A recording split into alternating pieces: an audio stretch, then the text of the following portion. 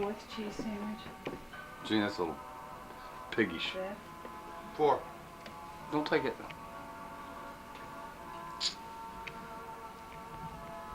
Your home squad. Huh? Hook it up. Can I go back and forward? Now you can.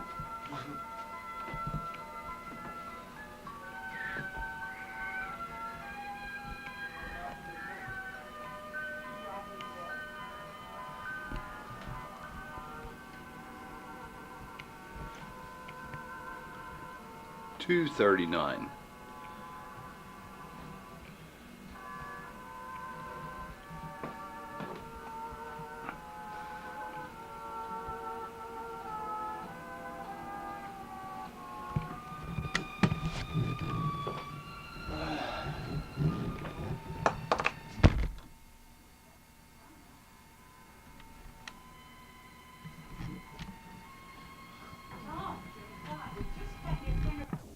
Be the Christmas rush, but Christmas time depression. We'll have more after this. Christmas red and green are fading into the holiday blues. Bob Allen is here with more on how to fight back against holiday depression. Bob. John, the important thing to remember is that holiday depression can affect anyone, and many people it does affect, even young children who you may think that they're too excited all the time to ever feel down or depressed. However, the people most likely to suffer from holiday depression are those who are alone. And that was very evident this morning at the Woodridge Retirement Center in Fairfield Township. I would like to visit my daughter. I have my children here, and but I don't think I'll be able to get out of the building, because my husband's over in the nursing care, and he isn't able to get out. I've been a widow for 28 years, so my family has really meant a lot to me. So I don't feel alone. If I hadn't had the children, I don't know what I would have done, because they made it for me. We're going to New Canaan, Connecticut. Washington, D.C. in June of this year.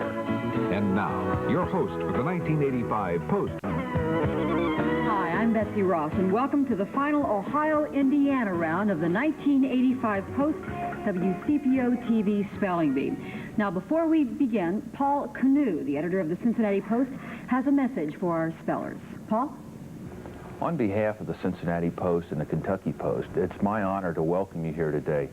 For us, the Spelling Bee is an annual treasure because it gives us a chance to witness firsthand the dedication and achievements of some of the best young people in the country. We'd like to thank Channel 9 for co-sponsoring the final competitions. But most of all, we'd like to thank you, our spellers, your families, your teachers, and your schools for taking part in the celebration of literacy and good sportsmanship. We'd be very proud to have any one of you representing our area at the Scripps Howard National Spelling Bee. Best of luck. Thank you, Paul, and may I add our congratulations and the best wishes from all of us at WCPO TV. These 18 students we have here today have come a long way to get into today's final round. They began by winning spelling bees in their schools. Then they went on to compete in regional spell downs sponsored by the Post. Now, by virtue of their performance there, they are here today, and they are representing thousands of local students who have participated in the spelling bee this year. Now, heading today's competition is Mrs. Patricia Miller. She has served as our pronouncer for 4 years for our spelling bee. And our judges, we have a panel of 3 distinguished judges with us today. First, Carol Ellison, a reporter for the Cincinnati Post. Also, Randy Ludlow, also a reporter for the Cincinnati Post. And Judy Cleefus, formerly head of the English department at Deer Park High School. Now, we're going to start the bee with words of increasing difficulty. These words are from the study book prepared by the Scripps Howard National Spelling Bee, and these will be used in the national competition. Now, later, we're going to go outside the study book with words the spellers have not seen in advance. Now, spellers, as you know, you may ask Mrs. Miller for a definition, for a sentence, and for the language origin of your word. Now, she is not permitted to volunteer this information, so you have to remember to ask if you'd like to know about it. We encourage you to relax, if you can, take your time, and ask for definitions before you begin to do your spelling. Good luck to all of you, and now let's begin round 1. The CPO TV Spelling Bee. The 14 spellers we have here with us represent hundreds of participating Northern Kentucky students. Their outstanding performances in regional spell downs sponsored by the Kentucky Post brought them here with us today. Now, we do have some new judges to introduce you to right now. Joining Judy Cleefus on our judging panel are Lori Petrie, the education reporter for the Cincinnati Post, and with her, Susan Straub, assistant managing editor for the Kentucky Post. Now, spellers, we do want to remind you that what we'll be doing, we'll be starting with increasingly difficult words from your Scripps Howard National Spelling Bee study book. Then after that, we're going to be using words that you have not been able to see in advance. Remember, please take your time, ask for definitions if you'd like, and of course, we wish you the best of luck. We're sure that any of you can represent us very well in Washington. Good luck, and now let's begin round one. Our first speller is Don McIntosh. He's 13 years old in the 7th grade at Bellevue High School in Bellevue. Whippersnapper. Could you use that in a sentence? In contrast with the other members of the football team, Chip was a real whippersnapper. Whippersnapper. WHIPPERSNAPPER. Next is Maria Farrell, 13 years old in the 8th grade at St. Pius X Elementary in Erlanger. Hokum. Hokum. May I have a definition? Hokum, a noun meaning a device found to elicit a display of mirth or sentimental emotion from an audience. Hokum. May I have a sentence? The candidate's tearful account of his rise from rags to riches was pure hokum. Hokum. Hokum. H-O-K-U-M. Hokum. Amy Klein is next. She's 10 years old in the 5th grade at Highland Heights Elementary in Highland Heights. Vacuum. Please have a sentence. Sound does not travel through a vacuum. Vacuum. Vacuum. V-A-C-U-M. I'm sorry. Vacuum. V-A-C-U-U-M. Vacuum. Next is April Twyman, 12 years old in the 7th grade at R.A. Jones Junior High School in Florence. Jabot. May I have a definition, please?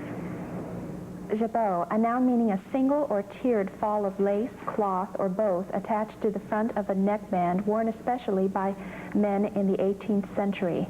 Jabot. J-A-B-O-T. Next is Krista Brooks, 13 years old in the 8th grade at Ackerman Junior High in Florence. Endive. Endive. Could I have a definition, please?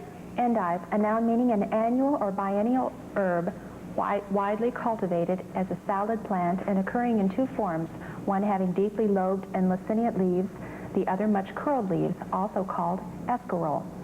Endive. Endive. E-N-D-I-V-E. Endive. Shelley Jones, 11 years old in the 6th grade at Burlington Elementary in Burlington. Rhodium. Rhodium. Can I have a sentence, please? Rhodium is used extensively in plating jewelry. Rhodium. Can I have a definition, please? Rhodium, a noun meaning a bright, white, hard, ductile, metallic element that is one of the platinum metals. Rhodium. Rhodium. R-O-D-E-U-M. Rhodium. I'm sorry, rhodium. R-H-O-D-I-U-M. Rhodium. Julie Blick, 13 years old in the 8th grade at St. Catherine of Siena in Fort Thomas. Tallowy. May I have a definition, please? Tallowy, an adjective meaning of the nature of or like the substance of tallow. Sebaceous. Tallowy. May I please have a sentence? Barbara was melting down the tallowy substance in order to make a candle. Tallowy. Tallowy. T-A-L-L-O-W-Y. Tallowy. Next is Barbara Ballance. She's 14 years old in the 8th grade at Highland Middle School in Fort Thomas, the Northern Kentucky champion in 1982 and again last year. Hysteria. Hysteria? Hysteria. I'd like a definition, please. Hysteria, a noun meaning conduct or an outbreak of conduct exhibiting unmanageable fear or emotional excess in individuals or groups.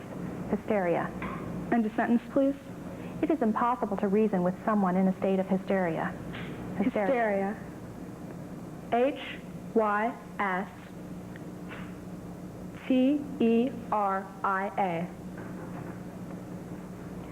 Next is Matt Fitchesser. He's 12 years old in the 8th grade at St. Agnes School in Park Hills, Covington. Anecdote. Anecdote. Can I have a definition, please? Anecdote, a noun meaning a usually short narrative of an interesting, amusing, or curious incident, often biographical, and generally characterized by human interest. Anecdote. Anecdote. A-N-E-C-D-O-T-E. Anecdote. Chris Gerard, 10 years old in the 5th grade at R.C. Hinsdale School in Edgewood. Pinioned. Pinion. May I have a definition? Pinioned, an adjective meaning having wings or pinions, that is, gears with a small number of teeth designed to mesh with a larger wheel or rack. Pinioned. Would you pronounce it for me again, please? Pinion. Pinioned. Pinioned. Have a sentence. Automobiles are often advertised as having rack and pinioned steering. Pinioned. Pinioned. P-I-N-Y-O-N-N-E-D. I'm sorry, P-I-N-I-O-N-E-D. Next is Carrie Costigan, 11 years old in the 6th grade at St. Therese School in Newport. Gauzy. Gauzy. May I have a definition, please? Gauzy, an adjective meaning of, relating to, or resembling gauze, that is, a thin, open, often transparent woven fabric. Gauzy. Gauzy. G-A-U-Z-Y. Gauzy. Paul Talby, 11 years old in the 5th grade at Samuel Woodfill Elementary in Fort Thomas. Malocclusion. Malocclusion. Can I have a definition? Malocclusion, a noun meaning improper occlusion, especially an abnormality in the occlusal relations of teeth or dentures. Malocclusion. Malocclusion? Malocclusion. Could you pronounce it again? Malocclusion. M-A-L-I-C-L-U-S-I-O-N.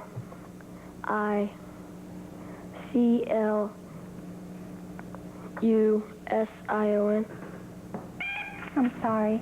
M-A-L-O-C-C-L-U-S-I-O-N. Malocclusion. Our next speller, Kim Schultz, 13 years old in the 8th grade at St. Joseph School in Cold Spring. Dailiness. Dailiness? Dailiness. Could I have a definition? Dailiness, a noun meaning the quality of daily occurrence, the quality of being regular, routine, or humdrum. Dailiness. Dailiness. D-A-I-L-I-N-E-S-S. And the final speller of this round, Stacy Waters, 12 years old in the 8th grade at Turkey Foot Middle School in Taylor Mill. Porpoise. Porpoise. P-O-R-P-O-I-S-E. And that will do it for our first round. Let's give all our spellers a round of applause.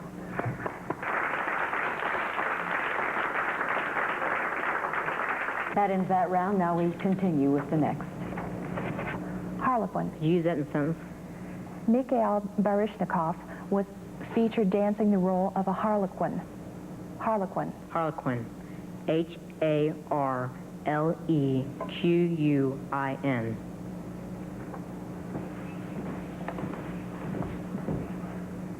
Oxlip. Oxlip? Oxlip. May I have a definition, please?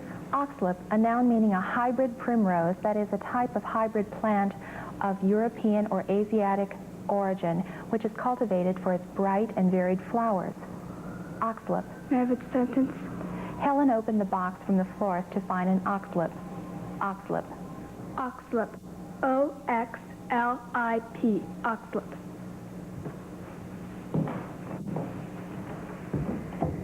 Icotype. Icotype? Icotype. I'd like a definition, please. Icotype, a noun meaning a typical specimen of a species accurately identified but not serving as the basis for published description. Icotype. Icotype? Icotype. I-C-O-T-Y-P-E.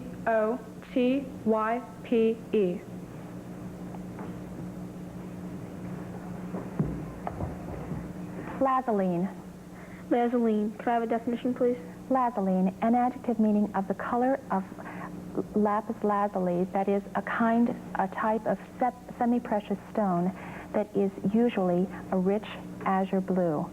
Lazuline. Lazuline. Lazuline. Lazuline.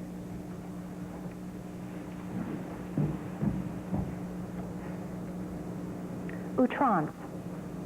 Please. Outrance. Outrance. Outrance.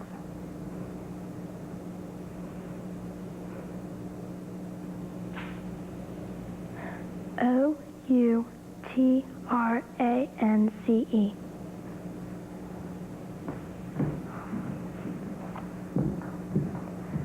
Gyrodyne. Gyrodyne. Gyrodyne. Could I please have a definition? Gyrodyne, a noun meaning an aircraft intermediate between the helicopter and the autogyro in that the total available engine power is divided in varying proportions between a lifting rotor and a propeller. Gyrodyne.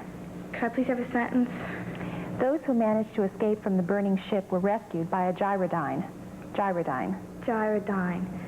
Gyrodyne. Bricole.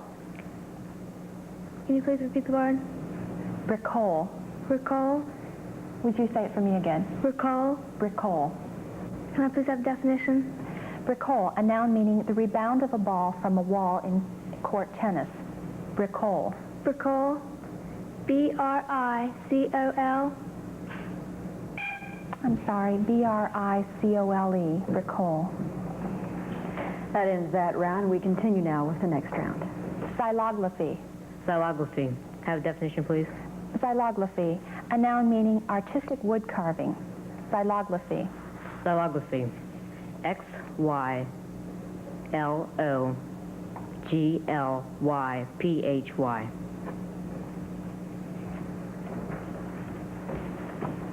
Katzenjammer. May I have a definition? A sentence. On New Year's Day, Ron awoke with a katzenjammer caused by too much champagne. Katzenjammer. Katzenjammer. K-A-T-Z-E-N-J-A-M-M-E-R. Katzenjammer. Coossify. Coossify? Coossify. I'd like a definition, please. Coossify, a verb meaning to grow together by ossification as of bones or parts of bones. Coossify. Coossify. C-O-O-S-I-F-Y.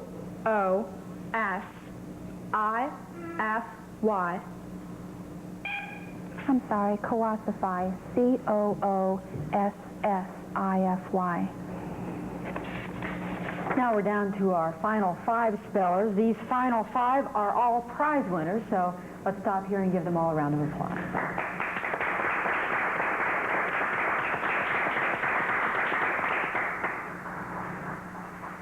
And now, let's go on and finish this round. Chlor. Chlor. Could I have a definition, please?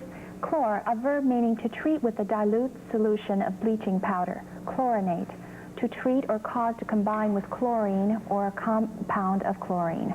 Chlor. Chlor. C-H-L-O-R-E. Chlor. Symbolophone. Symbolophone. Symbolophone. May I have a definition, please? Symbolophone, a noun meaning a double stethoscope having 2 chest pieces for the comparison of sounds in the body heard through the earpieces. Symbolophone. E-P-I-S-T-O-M-O-L-O-G-Y. Epistemology. I'm sorry. E-P-I-S-T-E-M-O-L-O-G-Y. Epistemology. Now we have only 2 spellers left, and because we have only 2, the rules change a bit. So, Don, Maria, just sort of relax a bit if you can, and let me go through these new rules for you. Now, in order to win the bee, a speller must spell 2 consecutive words correctly, 2 straight.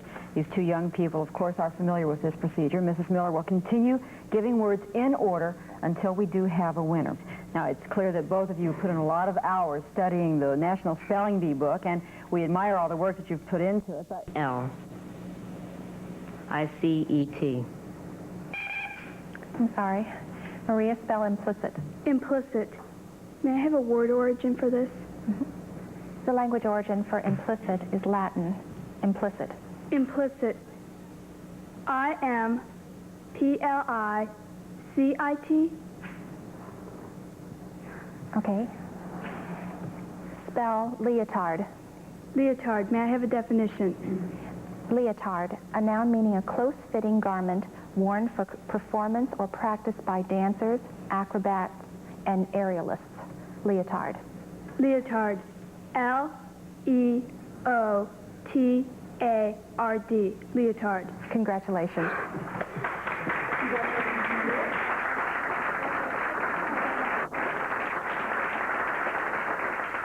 Now, presenting the trophy tonight is Jubilee Brown. She's the 1983 Northern Kentucky champion. Jubilee is 15. She's already a senior at Highlands High School in Fort Thomas. Congratulations. What did you do this year to study hard and get ready for this? We looked up all the words in the word book, and we had cards made up. We wrote, my dad and I and my mom wrote out cards to help me study, so I get used to mixed up orders and stuff like that. The rest is luck. And it all paid off. Now, have you been in the spelling bee before this? No. So this is not too bad. Beginner's luck here. Great. Anything in particular that gave you a hard time? Was there a word maybe that you got stuck on, you had to think about a few times? I was a little embarrassed about that one that I goofed up on. I don't know why.